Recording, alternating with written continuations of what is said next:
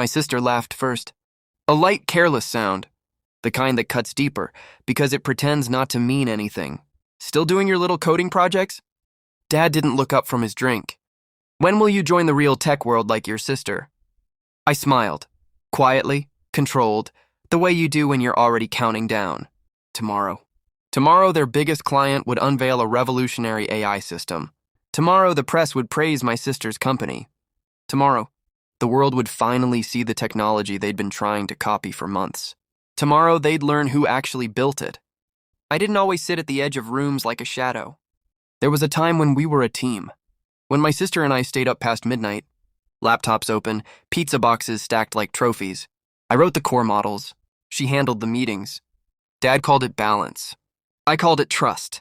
I believed in shared blood, shared ambition, shared credit. That was my first mistake. The shift was subtle. My access revoked by accident, my commits overwritten.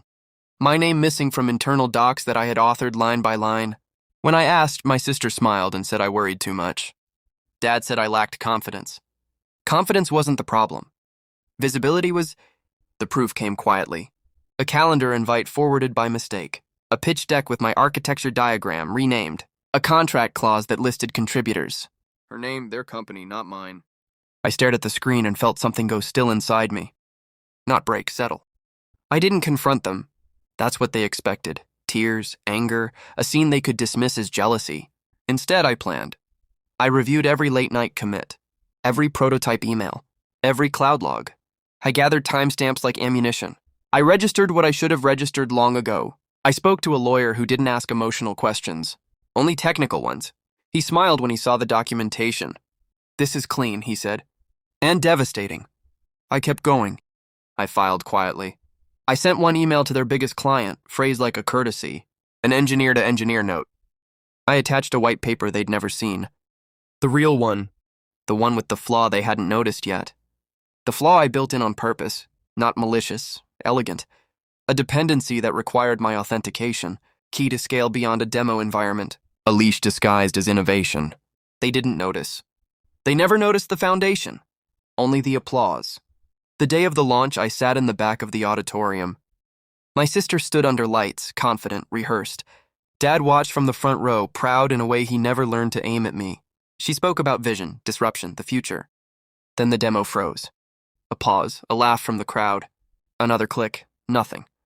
Engineers rushed the stage. My sister's smile tightened. The screen displayed a simple message. White text. Black background. Authentication required. Original architect verification pending. I stood. Every head turned. I walked forward, heart steady. Calm is a weapon when used correctly. That system, I said, voice even, is running my core architecture. My models, my safeguards. You're welcome to use them. Silence swallowed the room, but not without my consent. My sister stared at me like she was seeing a stranger. Dad's face drained of color. I handed the client's CEO a folder. Printed, organized, impossible to argue with. You'll find the original filings, timestamps, and licensing terms inside. Security didn't touch me. No one did. Because this wasn't chaos. It was clarity. After, in a quiet hallway that smelled like carpet cleaner and panic, my sister finally spoke. You planned this. I nodded. You planned to erase me. Dad tried to explain intentions, family, misunderstandings. I let him finish. Then I said the only thing that mattered. I built something real. You tried to take it. The client terminated the partnership that afternoon. Their stock dipped before sunset. Lawsuits followed. Investors fled. I didn't celebrate. I exhaled. Justice doesn't feel loud when it arrives. It feels like weightlifting off your chest. That night I went home alone. No party, no applause. Just my desk, my code. My name finally attached to my work. I thought about the holiday laughter. The dismissive questions.